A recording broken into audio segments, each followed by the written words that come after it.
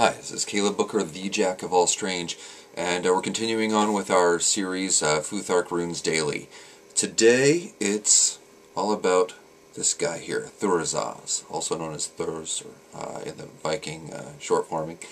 Thurisaz. This is the rune of defense. There's a lot of symbols that are attached to this symbol.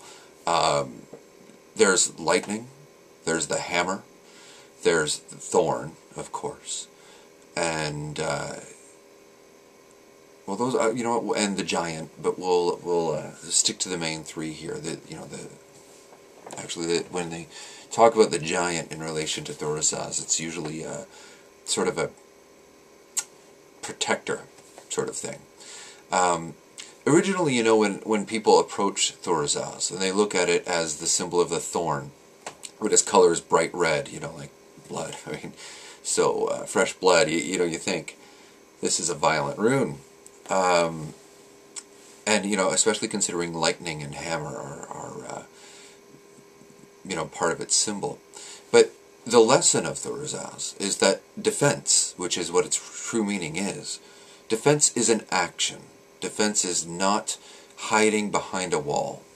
And when you think about thorns, the thorns were a good symbol of defense because, if you go back to Viking times, they were very hard to penetrate. You can take an axe to a thorn bush, but the thorns will bend and then snap right back. You're not walking through them very easily. And even fire, as long as the thorn bush is alive, it's hard to burn them.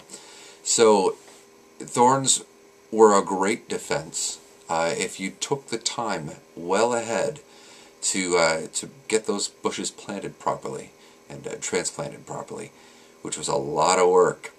So active defense is the real key.